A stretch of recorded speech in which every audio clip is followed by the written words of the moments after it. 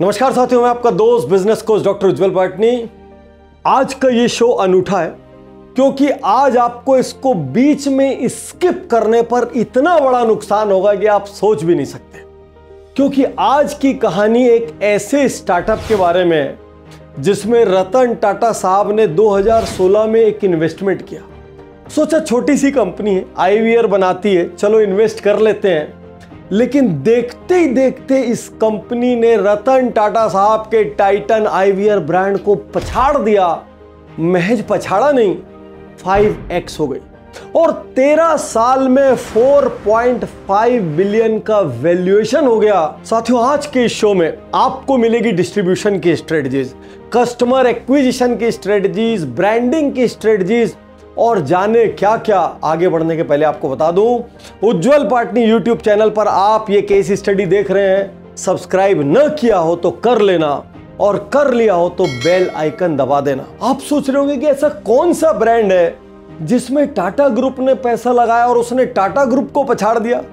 मैं बात कर रहा हूं लेंसकार्ट की और इसकी ढेर सारी स्ट्रेटजीज पर हम बात करें उसके पहले एक बार दोनों का कंपैरिजन कर लेते हैं। साथियों, यदि हम मार्केट शेयर की बात करें तो आज की डेट में टाइटन आई का मार्केट शेयर 5% है और लेंसकार्ट का मार्केट शेयर 25% है और बाकी अधिकांश बाजार अनऑर्गेनाइज सेक्टर के पास है। यदि हम रेवेन्यू की बात करें तो टाइटन आई का रेवेन्यू 689 करोड़ और लेंसकार्ट का रेवेन्यू 3780 करोड़ है। यदि हम प्रॉफिट की बात करें तो टाइटन आई का प्रॉफिट 98 करोड़ और लेंसकार्ट ने अपने पिछले सारे लॉसेस को पीछे छोड़ते हुए 260 करोड़ का प्रॉफिट शो किया। और यहीं पर लेंसकार्ट बाकी स्टार्टअप से अलग हो जाता है क्योंकि अधिकांश स्टार्टअप घर जलाकर सेल्स लेकर आ रहे हैं। और यदि हम स्टोर्स की बात करें तो आज की डेट में टाइटन आई के स्टोर्स हैं 900 प्लस और लेंसकार्ट के स्टोर्स हैं, और मुझे लगता है ये टाटा ग्रुप की पहली ऐसी हार होगी जिसमें भाई लोग हार के भी खुश हुए होंगे। क्योंकि अब 1 भी अपना 2 भी अपना, तो बाजीगर वाला डायलॉग फिट नहीं हो गया। कभी कभी जीतने के लिए कुछ हारना भी पड़ता है और हार कर जीतने वाले को बाजीगर कहते हैं। पीयूष बंसल माइक्रोसॉफ्ट में प्रोग्राम मैनेजर थे। 11 महीने उन्होंने वहां पर काम किया और उनके मन में आया यार अपना बिजनेस होना चाहिए। एंटरप्रेन्योर बनने के सपने को लेकर वो भारत आ गए और अलग अलग काम करने लगे। शुरुआती 3 साल उन्होंने कस्टमर साइकी को समझने में बिताए और फाइनली पीयूष बंसल ने 4 अलग अलग वेबसाइट लॉन्च की। बहुत ध्यान से समझना, जब आपको ये श्योर ना हो कि कौन सा बिजनेस सफल होगा तो आप अलग अलग बिजनेसेस के पायलट रन भी कर सकते हैं। ये पीयूष बंसल ने हमको बताया। आईवीआर के लिए उन्होंने लेंसकार्ट लॉन्च किया, ज्वेलरी के लिए उन्होंने ज्वेल कार्ट लॉन्च किया, बैग्स के लिए उन्होंने बैग्स कार्ट लॉन्च किया और वॉचेस के लिए उन्होंने वॉच कार्ट लॉन्च किया। और चारों बिजनेसेस को शुरू करने के बाद पीयूष बंसल को एक ट्रुथ का एहसास हुआ कि इन चारों में से आईवीआर कैटेगरी जो है वो फुल्ली अनऑर्गेनाइज्ड है और उसका बिजनेस कंटिन्यूअस ग्रोथ ट्रेंड में रहेगा। क्योंकि कहीं ना कहीं इंडिया को दुनिया का ब्लाइंड कैपिटल कहा जाता है। दुनिया में सबसे ज्यादा चश्मा लगाने वाले लोग भारत में हैं और जैसे जैसे कंप्यूटर यूसेज बढ़ता है, जैसे जैसे ये स्क्रीन्स का एडिक्शन बढ़ता है, ऐसा कहते हैं कि इससे स्पेक्ट्स लगाने वालों की या पावर के चश्मे लगाने वालों की तादाद बढ़ती है। तो यहां पर पीयूष बंसल ने यह तय कर लिया कि आईवीआर इंडस्ट्री ही उनका फोर्टे होगी। यहां पर एक और कमाल की बात है, बहुत सारे लोग ये नहीं जानते कि लेंसकार्ट में और 2 को फाउंडर भी हैं। तो महज पीयूष बंसल को पूरा भारत क्यों जानता है, इसके बारे में हम लोग आगे बात करें। अभी एक एक करके उतरते स्ट्रेटजीज पे और यहां बहुत ध्यान से सुनना, नोटबुक और पेन लेकर सुनना, क्योंकि कोई ना कोई स्ट्रेटजी आप अपने बिजनेस में, अपने जॉब में, अपने कैरियर में जरूर से जरूर अप्लाई कर सकेंगे।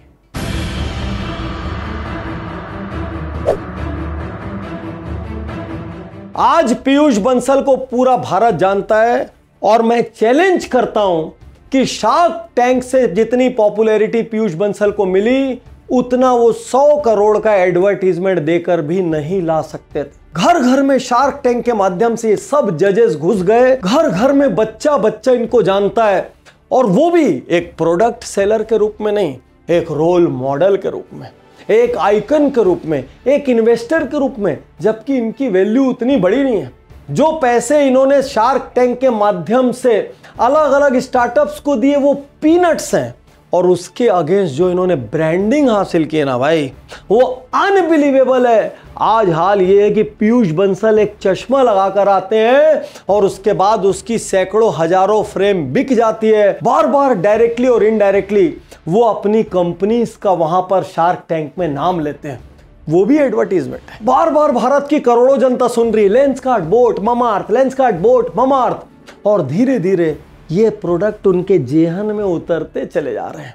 और ये पर्सनल ब्रांडिंग स्ट्रेटजी करोड़ों अरबों रुपए की है, और इसकी वजह से लेंसकार्ट देखते ही देखते आगे निकल गया। आपने मेरे मुंह से बार बार वीआईपी के बारे में सुना होगा, क्यों पता है?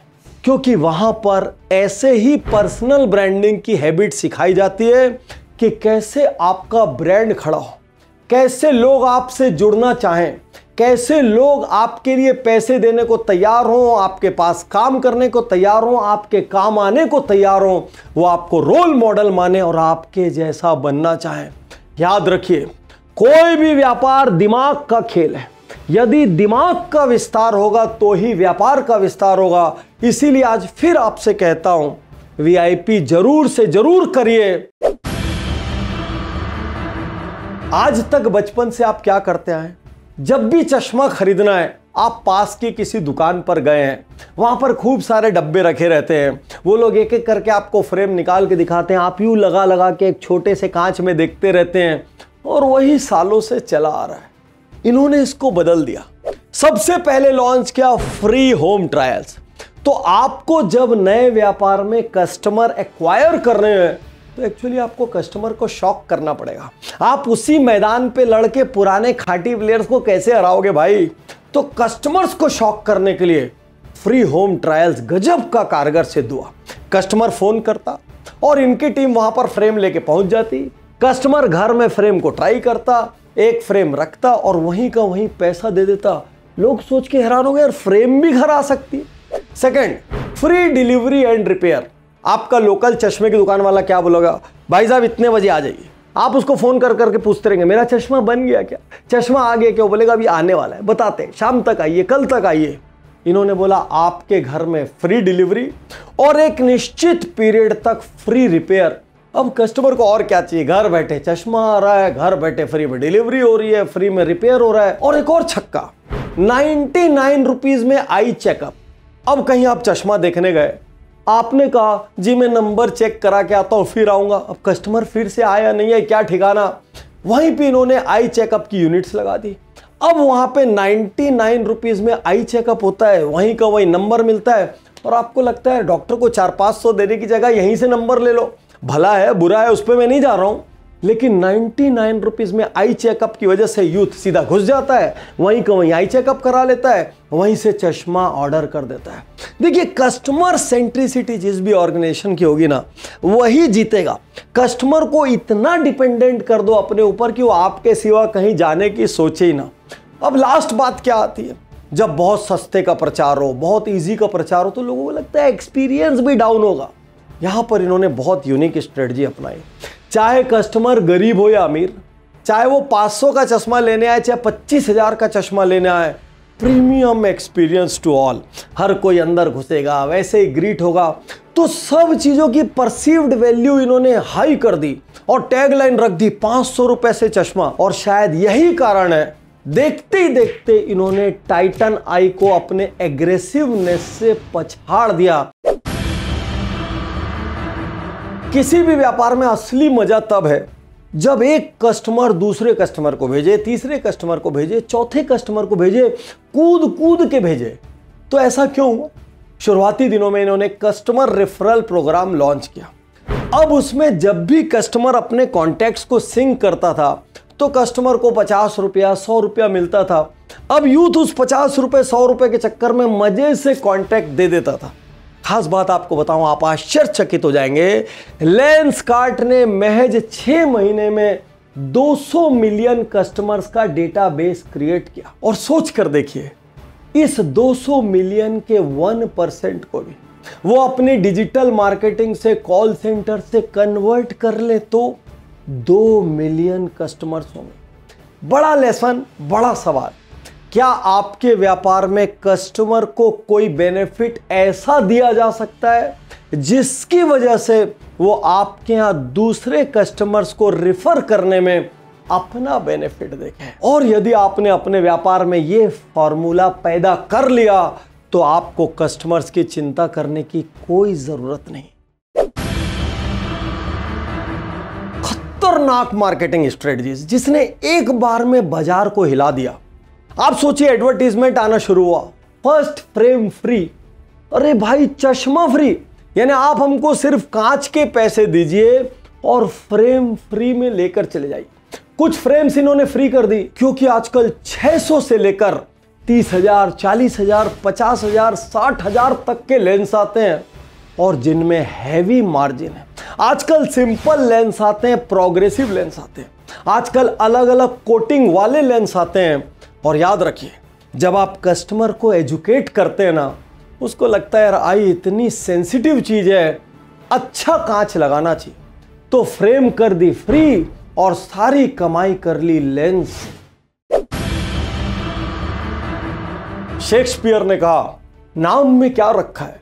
मेरे को लगता है लेंसकार्ट ने शेक्सपियर साहब को झुठला दिया, क्योंकि इन्होंने अपने इन हाउस ब्रांड्स के नाम ऐसे फॉरेन टाइप्स रखे, विंसेंट चेस, जॉन जैकब। और हमारे हिंदुस्तानी का विदेशी प्रेम तो एकदम जग जाहिर है। फॉरेन के परफ्यूम चाहिए, फॉरेन के बेल्ट चाहिए, फॉरेन के शूज चाहिए, फॉरेन की गाड़ियां चाहिए। तो हर तरीके के कस्टमर के दिमाग को इंपैक्ट करने के लिए 360 डिग्री स्ट्रेटजीज लेंसकार्ट ने अपनाई। इनोवेशन के बिना किसी भी स्टार्टअप की सफलता असंभव है। खासकर ओमनी चैनल में बिना इनोवेशन के सफलता मिल ही नहीं सकती। ये लेंसकार्ट ने पकड़ लिया था कि यदि हमको ट्रेडिशनल सेलर से अलग होना है, यदि हमको हाथी टाइटन आई से अलग होना है, तो हमको इनोवेट करना पड़ेगा। साथ ही इनका सबसे बड़ा बायर सेगमेंट था यूथ, मिडिल एज, और ये लोग इनोवेशन की तरफ बहुत ज्यादा अट्रैक्ट होते हैं। तो लेंसकार्ट ने फर्स्ट आईवीआर ऐप इंट्रोड्यूस कर दिया, जहां पे आप वर्चुअली फ्रेम को लगाकर देख सकते हैं कि वो कैसा नजर आ रहा है। भले वो काम आए नहीं आए, लेकिन वो एक इनोवेशन था और यूथ को लगता था वाह वाह क्या गजब की चीज है। और याद रखिए, जो सीनियर्स होते हैं ना 50, 60, ये महज 1-2 चश्मे रखते हैं और उसी को पहनते रहते हैं। यूथ फैशन में हर 6 महीने 8 महीने में चश्मे बदलता है। दूसरा, हिंदुस्तान का जो सबसे बड़ा पॉपुलेशन है आज की डेट में, अगेन युवा, वो अपनी कंप्यूटर या मोबाइल स्क्रीन से चिपका रहता है। यहां पे लेंसकार्ट को एक बहुत बड़ा बाजार नजर आया। उन्होंने बोला यदि इनको कोटेड ग्लासेस दे दें जिसका मेन प्रपोजिशन ये हो कि ये हार्मफुल रेस से प्रोटेक्ट करता है, तो ये मार्केट हाथों हाथ उठाएगा। और इन्होंने अपनी मार्केटिंग स्ट्रेटजी में इसको फोरफ्रंट पे प्रमोट किया और वाकई इसको ऐसा ही रिस्पॉन्स मिला। आपके लिए बड़ा सवाल, क्या आपके बिजनेस में किसी तरीके का इनोवेशन है? क्या आपके पास इनोवेशन के लिए बजट है, रिसोर्सेज है, टाइम है? क्या आप जेन्युइनली इनोवेशन के लिए एफर्ट पुट कर रहे हैं? यदि नहीं कर रहे हैं, कोई ऐसा स्टार्टअप आएगा आपको साफ करके निकल जाएगा। साथियों, लेंसकार्ट ने 60-40 अपनाया, 60% टीवी, 40% डिजिटल। और इन्होंने अपने एडवर्टाइजमेंट को बहुत ज्यादा यंग और क्विर्की रखा। शार्क टैंक के साथ करण जौहर का एडवर्टाइजमेंट कौन भूल सकता है, जहां पे क्लियर कट 4 मैसेजेस दिए गए। No middleman, luxury brand at fair price. अब आप कस्टमर बन के सोचना, आपको लगा मिडिलमैन नहीं है, आप कहां जानते हैं सच और झूठ, आपको लगा यार कुछ तो बचत होगी। Luxury brand at fair price, आपको लगा यार कम पैसे में माल मिलेगा। 1000+ फ्रेम्स, आपको लगा यार खूब सारी वैरायटी मिलेगी। और डिलीवरी इन 3 डेज, आपको लगा यार ज्यादा भागना नहीं पड़ेगा। और साथ में इतना सारा मार्केटिंग और एडवर्टीजमेंट का मिक्स। आज मैं आपसे कहता हूं, आप किसी भी शहर में हो, आप कोई भी काम करते हो, कोई तो स्ट्रेटजी आज ऐसी होगी जो आपके बिजनेस में अपनाई जा सकती है। सबसे पहला परिवर्तन जो आपको अपने भीतर लेकर आना होगा वो आपके दिमाग खोलने का परिवर्तन होगा, क्योंकि जब दिमाग खुलेगा आपको चारों ओर बिजनेस अपॉर्चुनिटीज नजर आने लगी। आज की इस केस स्टडी में सबसे बेहतरीन स्ट्रेटजी आपको कौन सी लगी, आप कमेंट बॉक्स में जरूर बताएं। आपको कौन सी केस स्टडी और चाहिए वो भी आप कमेंट बॉक्स में जरूर बताएं। शुक्रिया, धन्यवाद, थैंक यू।